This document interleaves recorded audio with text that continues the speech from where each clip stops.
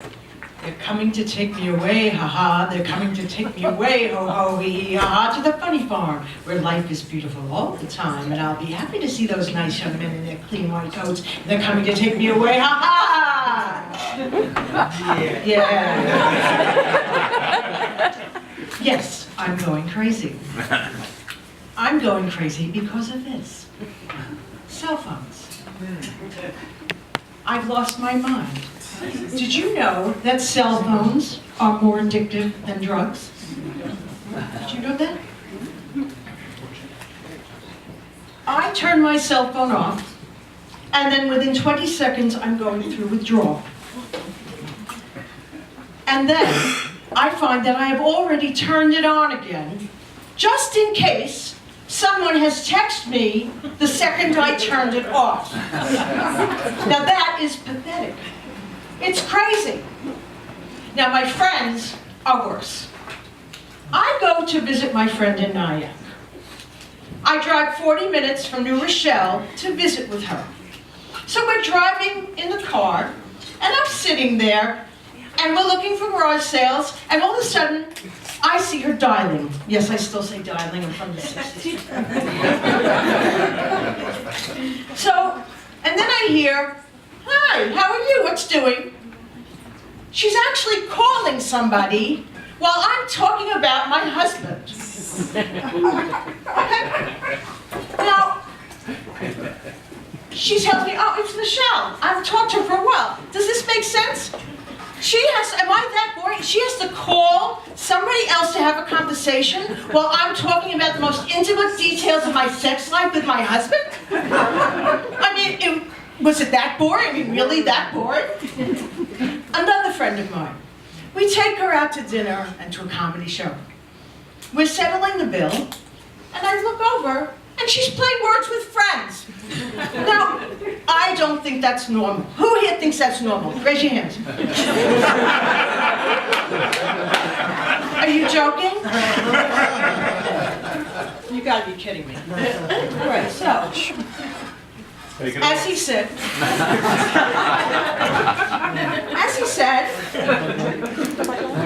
I'm doing Fiddler on the Roof in Far Rockaway.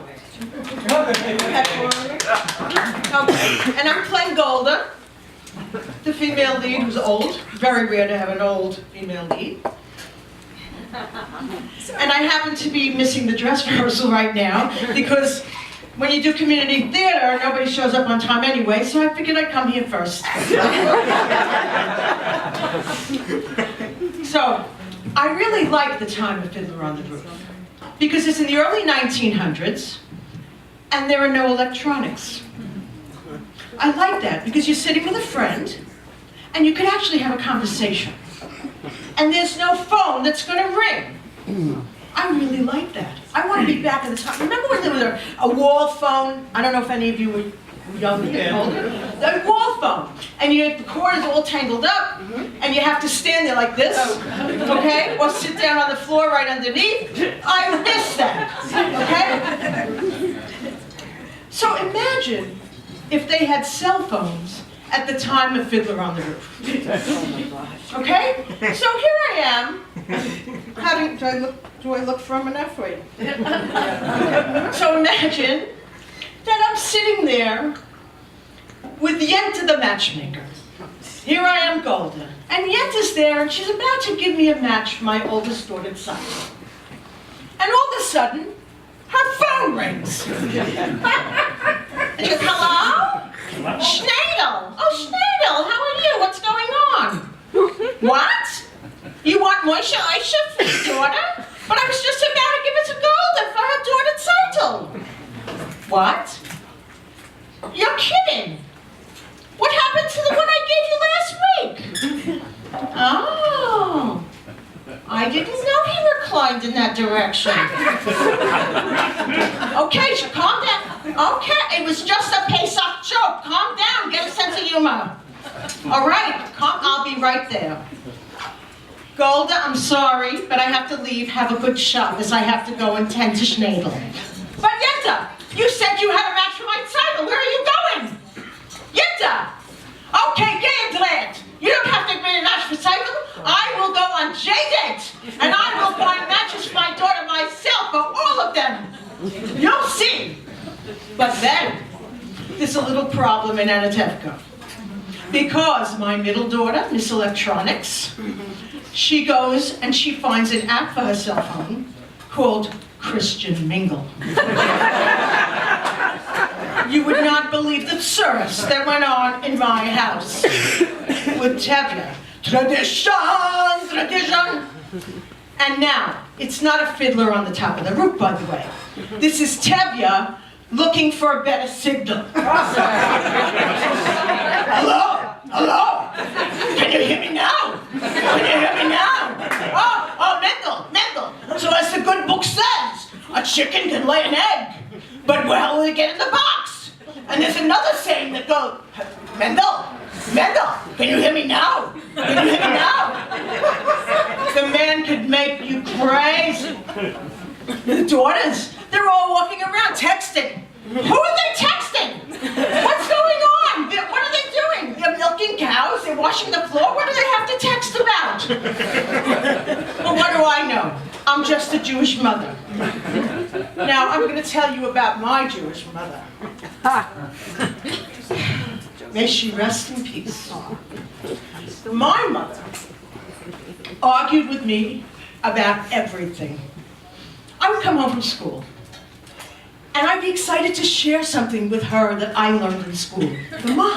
Mom, did you know that they subsidize farmers not to grow things? No, they don't. Yes, they do. They pay farmers not to grow things. No, they don't. No, well, yes, they do. I have a right to my opinion. And she takes to her bed with one of her famous headaches, and she shuns me for 2 weeks. Another time, she shunned me for a month over a can of tuna fish. I swear to you, this woman had to be part Amish. When she passed away, my father, may he rest in peace, said to me, well, you don't need therapy anymore because your mother's gone. Who was he kidding?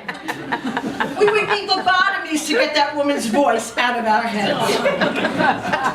Now, my son, Mr. I know everything because I go to college, he's very lucky to have a very loving, wonderful, kind, warm, very too-giving Jewish mother. But does he appreciate it? No, of course not. He doesn't appreciate it. So, this now is actually, I don't hate it, it's my best friend. Because I have to use tough love, and this is what I use. Because I can reach him 24/7. Now, it's not exactly reaching him in a certain way, because he doesn't answer my calls and my texts. But I call him or text him, and it rings or dings. And I know this aggravates him. And he doesn't answer, so every time he doesn't answer, I have to call or text, and it rings and dings. And he doesn't answer, so I have to then call again, and it rings and dings. And this goes on, and it rings and dings. And every time it rings and dings, I know that he's thinking about his mother. And personally, I don't care what he's thinking about his mother, because I guarantee you he's thought everything about his mother. And it is said in the good book that it is a Jewish mother's obligation to torture her children. Right? Of course, right. So I'm following my obligation. And this is my instrument of torture.